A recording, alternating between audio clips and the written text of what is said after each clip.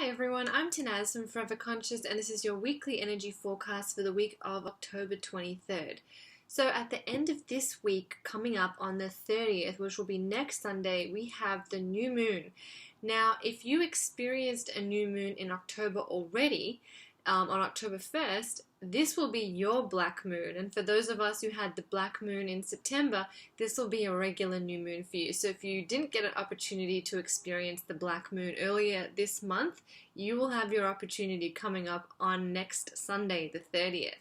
I will talk more about the new moon next week, but I just wanted to let you know that it's coming up and to let you know that we're leading into this energy. This new moon is very dreamy. It's a very contemplative new moon. It's going to be allowing us to go deeper within and to work out how we really feel about things. It's very imaginative and creative. I really do like this new moon, and I think it's perfect that it falls so close to Halloween. And of course, the spiritual significance of Halloween being that it is the night where the veil between the living and the dead, so they say, is the thinnest. And so it's a beautiful new moon for that kind of work. If you are interested in expanding your intuition, if you're interested in expanding your ideas, thoughts, or feelings around magic and other dimensions, it's a beautiful new moon to be working with that energy. I also want to talk about this week the energy that we're still kind of feeling from the full moon.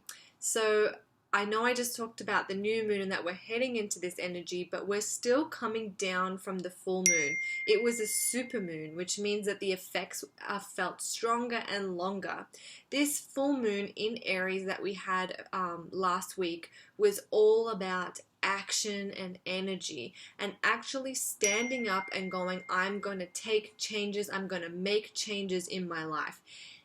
If you can look back on the year that you have had and reflect, and if there's something that was going on at the start of the year and it's still happening now, this is your wake-up call. This is your moment to say, I'm no longer going to accept this. It's been nearly a whole year. So if there's something that you've been struggling with since the start of this year, I really want you to use the energy of this week to make some changes. They don't have to be big changes. They can be as small as you want them to. But if you want a different result, you've got to make some changes. A lot of the time when we think of making changes, we think of completely shutting something out or shutting the door on something. And I want you to be careful with that mentality. Really, when we change something, or when something comes to our attention that needs to be changed, it's an opportunity for us to grow. And sometimes when we push that thing out of our life, we miss the point of it. We miss the growth opportunity. Now, I'm not saying that there are not times where we kind of have to shut the door and leave that door closed. Of course, there are times for that. But if this thing that is happening in your life has been going on the whole year, there's clearly something here that you need to pay attention to. So if you want something different, if you want to make some changes, start small and start this week. What is one small thing that you can do to shift your reality, shift the way you think about it, shift the way you've been handling it, shift your attitude, something. And this week is the perfect time to do that.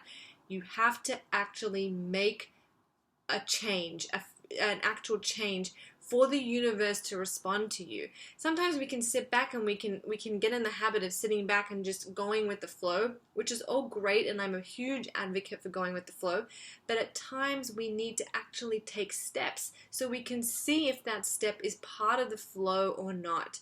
So if you're feeling stuck, if you're feeling stagnant, if you're reflecting on your life and something from the start of the year is still manifesting and repeating and giving you the same thoughts and feelings as they were in the start of the year, that is a sign for you to step up and do something about it. Don't put it off. I also want to quickly talk to you guys about the beautiful eclipse season that we have coming up in February of next year. I've had a couple people ask me, what is the next year going to be like? 2016 has been so difficult. Yes, 2016 is a year of releasing and letting go. 2017 is a year of new beginnings and fresh starts, and that energy kicks in February with the eclipse cycles in February. So let it all go, release it now while you have the energy supporting you to do so, so you can be ready for the new chapter that starts in Feb of next year. I hope that was helpful. I am Tanaz from Forever Conscious. Thank you so much.